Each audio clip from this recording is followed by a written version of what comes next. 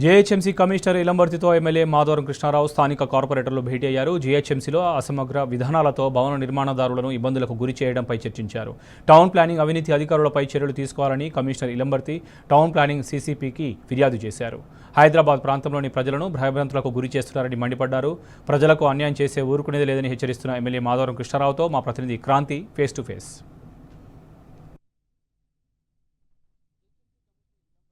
Chief city ప్లానర్ను Kukatpally MLA Madhavaram Krishna Rao కలిసారు. ఎందుకు కలిసారు ఏంటి మనతో మాట్లాడడానికి కూకట్పల్లి ఎమ్మెల్యే గారు మనతో పట్టినారు. సార్ ఏంటి ప్రధాన కారణం ఏంటి, ఎందుకు కలిసారు? ఇప్పుడు ఏదైతే కూకట్పల్లి కాన్ఫరెన్స్లో బిల్డింగ్ కట్టుకున్నటువంటి వాళ్ళు కొంతమంది నాలుగు ఫ్లోర్ పర్మిషన్ తీసుకున్నారు. పర్మిషన్ తీసుకున్న ఒక ఫ్లోర్ ఎక్స్ట్రా చేసుకున్నారు. సరే తప్పదు ఎక్స్ట్రా చేసుకోవడం, దాన్ని నేను ఏకీభవిస్తున్నా. ప్రభుత్వ పరంగా ఎక్కువ చేసిన వాళ్ళని కనీసం కావాలంటే వాళ్ళు నోటీసులు ఇచ్చి దాన్ని డిమాలిషన్ చేయండి. కానీ 4 ఫ్లోర్లు పర్మిషన్ తీసుకున్న వాళ్ళకు కూడా మొత్తం సీల్ చేసి ప్రజలను బయటికి వెళ్ళగొట్టి వాళ్ళని నానా ఇబ్బందులు పెడతా ఉన్నారు. ఇక సుమారం ప్రజావాణి వచ్చింది అంటే ఇక ఆ బిల్డింగ్ మీద కంప్లైంట్లు, ఆ కంప్లైంట్ ఇచ్చిన వానికి డబ్బులు ఇవ్వాల్సిందే, మళ్ళీ వానికి ఇంత ముట్ట చెప్పాల్సిందే, ఆఫీసర్కి చెప్పాల్సిందే, కంప్లైంట్ ఇవ్వాల్సిందే. ఇవ్వకపోతే సీల్ చేస్తున్నారు. ఇది జరుగుతుంది హైదరాబాద్ నగరంలో.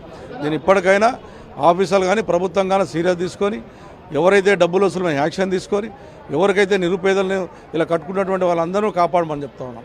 పక్కకు అయ్యప్ప సొసైటీ ఉంది. అయ్యప్ప సొసైటీలో 0 పర్మిషన్, 7 మంది 8 ఫ్లోర్లు పడుతారు. మరి వాళ్ళని ఎట్లా కట్టనిస్తున్నారు వీళ్ళు? వాళ్ళు చేసిన పుణ్యం ఏంటి, మేము చేసిన పాపం ఏంటి? మా కాన్షియన్స్ వాళ్ళు అందరు కూడా న్యాయం ఉండాలి, అందరు కూడా తీరు. అంబేద్కర్ రాసిన రాజ్యాంగం అందరికి ఒక తీరు ఉండమానే.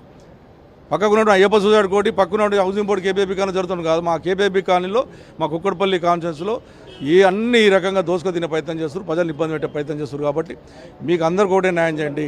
సిల్ చేసిన బిల్డింగ్ మళ్ళీ సిల్ ఓపెన్ చేయండి.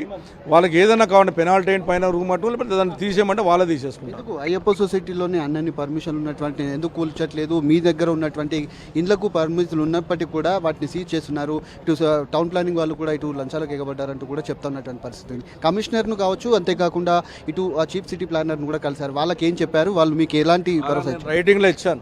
మీ ఆఫీసర్లు మీ ప్రజావాణి పెట్టినటువంటి కొంతమంది లీడర్లు ఆ రోజు ప్రజావాణి పెడితే వచ్చేటి మంచినీళ్ళు కావాలి, రోడ్లు కావాలి, డ్రైనేజ్ కావాలని అడగట్లేదు.